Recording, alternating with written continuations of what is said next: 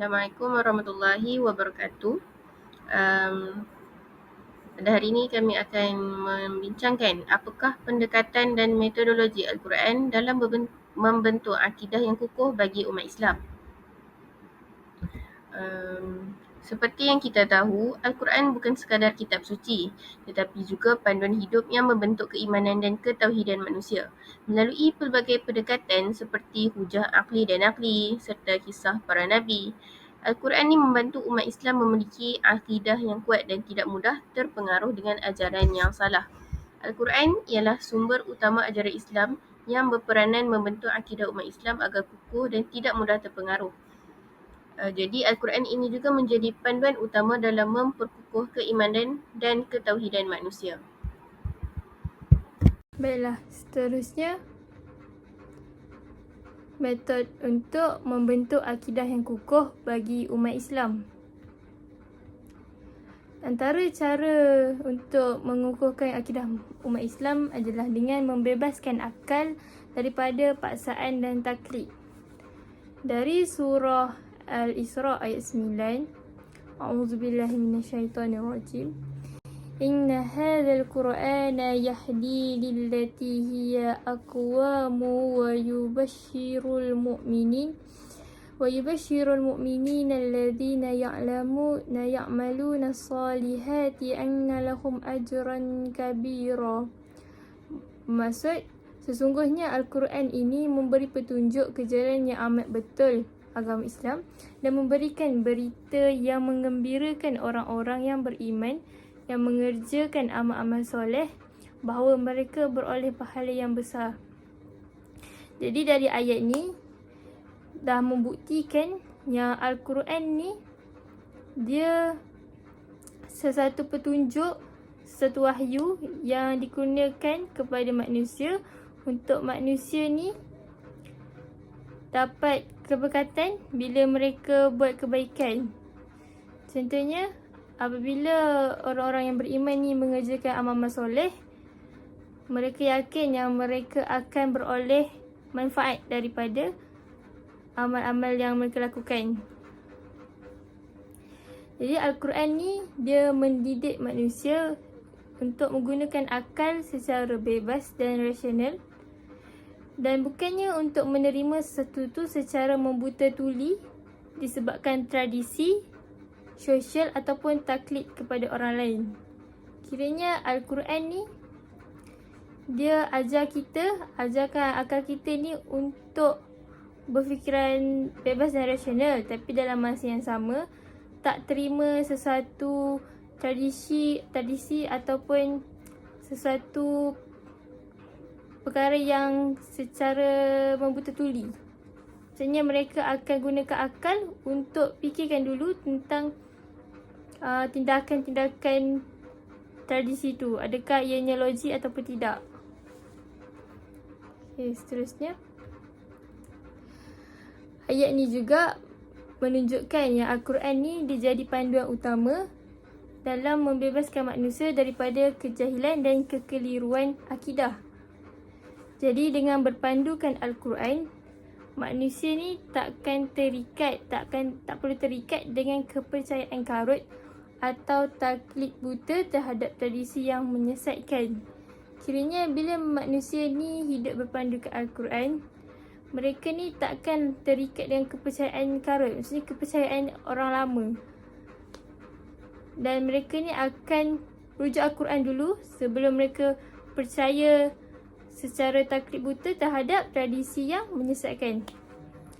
Al-Quran ni juga mengajak manusia untuk gunakan akal secara bebas, tapi dia berpandukan wahyu supaya manusia ni, keimanan manusia ni yang terhasil ni bukan secara paksa, tapi hasil daripada keyakinan mereka yang sebenar.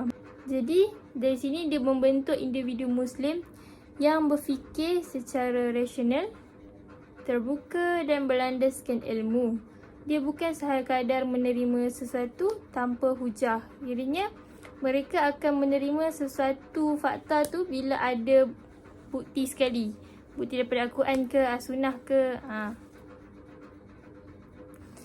Contoh dia, kalau kita tengok pada era kini, ramai remaja yang mudah terpengaruh dengan fahaman liberal, dengan pluralism ataupun ajaran sesat yang kadang-kadang tersebar di media sosial tanpa menilai hujah ataupun dalil sebenar.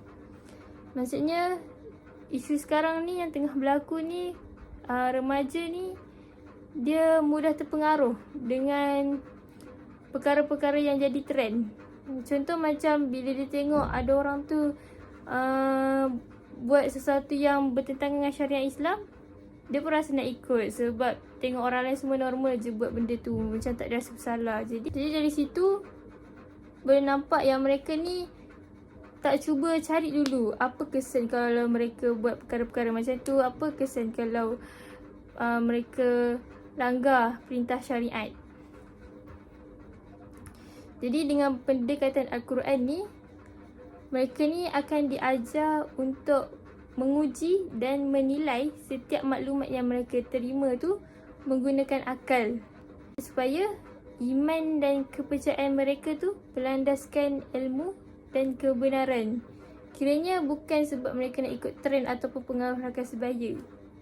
Jadi bila ada Al-Quran ni, mereka ni akan lebih rasional lah dalam mengkaji sesuatu maklumat menggunakan akal tu. Seterusnya, kita masuk kepada mendedahkan kepercayaan yang batil dan mengisbatkan kebatilannya. Jadi, berdasarkan ayat Al-Anbiya ayat 22 iaitu A'udzu billahi minasyaitonir rajim. Law kana fihima alihatun illallahu lafasadata. Fasubhanallahi rabbil arsy amma yasifun. Maksudnya, kalau ada di langit dan di bumi Tuhan-Tuhan yang lain dari Allah, nescaya rosaklah pentadbiran kedua-duanya. Maka bertauhidlah kamu kepada Allah dengan menegaskan Maha Suci Allah, Tuhan yang mempunyai arasy dari apa yang mereka sifatkan. Jadi ayat ini diturunkan untuk menolak kepercayaan musyrikin Mekah yang menyembah berhala dan mendakwa adanya banyak Tuhan. Jadi ia muncul dalam rangka hujah rasional Al-Quran yang menegaskan tauhid rububiyah, iaitu keesaan Allah dalam mentadbir seluruh alam. Jadi ayat ini menunjukkan bahawa Allah tu menolak idea wujud banyaknya Tuhan. Jadi jika langit dan bumi ni mempunyai banyak Tuhan yang berkuasa, maksudnya ada lebih daripada satu Tuhan yang berkuasa atas langit dan bumi ini, pasti berlakunya pertentangan dan kerosakan dalam sistem alam. Kemudian kesempurnaan ciptaan alam. Jadi langit, bumi, matahari dan planet yang ada di atas muka bumi ini menjadi bukti bahawa hanya satu Tuhan yang mentadbir alam ini dengan teratur. Jadi dalam ayat tadi, ungkapan Fasubhanallahi Rabbil Arsy menegaskan bahawa adanya Allah Maha Suci ni daripada segala dakwaan palsu dan sifat-sifat tidak layak baginya. Berdasarkan ayat tadi, jelas ia menegaskan tentang keesaan Allah, iaitu Tauhid Rububiyah. Kemudian hanya Allah yang mencipta, mengatur dan mentadbir seluruh makhluk yang ada di muka bumi ini. Ayat itu juga menolak kepercayaan batil seperti syirik, penyembahan berhala dan konsep Trinity. Jadi ayat ini juga dapat mendidik manusia untuk berfikir secara rasional dan tidak menerima ajaran sesat tanpa dalil ataupun adanya bukti. Dan ayat ini juga dapat mengingatkan kepada umat Islam agar tidak mencampur adukkan kebenaran dengan kebatilan. Baiklah, metod yang seterusnya menggunakan akal untuk berfikir dan menganalisis menerusi alam nyata. Dari surah Al-Imran ayat 190. A'udzubillahi minasyaitonirrajim. Inna fi khalqis samawati wal ardi wahtilafil laili wan nahari la ayatin liulil albab. Maksudnya, sesungguhnya pada kejadian langit dan bumi dan pada pertukaran malam dan siang ada tanda-tanda kekuasaan, kebijaksanaan dan keluasan rahmat Allah bagi orang-orang yang berakal. Okey. Ayat ni menunjukkan bahawa setiap ciptaan Allah ni dia mempunyai tanda-tanda kebesaran dan kekuasaannya. Dari sini Al-Quran ni mengajak manusia supaya merenung dan memerhati alam semesta macam langit, bumi, tumbuh-tumbuhan dan kejadian alam lah dan kejadian manusia sebagai bukti keesaan Allah. Kiranya bila kita hayati, kita lihat dekat sekeliling kita, kita akan nampak semua benda ni ciptaan Allah. Semua benda ni datang daripada Allah. Jadi melalui renungan terhadap alam ni, seseorang tu akan menyedari bahawa semua ini taklah terjadi dengan sendirinya. Jadi kat sini dah menanam kefahaman yang setiap ciptaan ni akan menjadi bukti tauhid dan kebijaksanaan Allah Subhanahu Wa Taala. Jadi ayat ni menunjukkan bahawa orang yang beriman ni adalah mereka yang gunakan akal untuk meneliti tanda-tanda kebesaran Allah di alam semesta. Baiklah, seterusnya contoh isu semasa. Contoh isu semasa yang pertama ialah dalam dunia moden ini terdapat ramai manusia yang mudah terpengaruh dengan teori sains yang menafikan kewujudan Tuhan. Contohnya seperti teori evolusi. Namun Al-Quran ini mengajar manusia supaya umat Islam melihat sains sebagai bukti kekuasaan Allah tetapi bukan menolaknya. Baiklah, contoh isu semasa yang terjadi pada masa ini ialah dalam dunia moden terdapat ramai manusia yang mudah terpengaruh dengan teori sains yang menafikan kewujudan Tuhan seperti teori evolusi. Namun Al-Quran mengajar supaya umat Islam melihat sains sebagai bukti kekuasaannya, bukan menolaknya. Contohnya kita dapat lihat melalui para saintis Muslim kini menggunakan penemuan astronomi dan biologi untuk mengukuhkan hujah mereka tentang keagungan ciptaan Allah seperti keajaiban DNA, sistem galaksi dan keunikan tubuh badan manusia. Baiklah, seterusnya saya akan membentangkan metodologi yang keempat iaitu membentangkan akidah yang benar dan mengisbatkan kebenarannya. Terlebih dahulu saya ingin membacakan surah Al-Fussilat ayat yang ke-53. A'udzubillahi minasyaitonirrajim. Sanurihim ayatina fil afaqi wa fi anfusihim hatta yatabayyana lahum annahu al-haqq.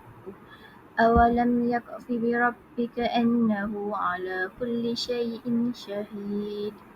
Okey, ayat ini bermaksud kami akan memperlihatkan kepada mereka tanda-tanda kekuasaan kami di merata-rata tempat iaitu dalam alam yang terbentang luas ini dan pada diri mereka sendiri sehingga ternyata jelas kepada mereka bahawa Al-Quran ini ialah benar.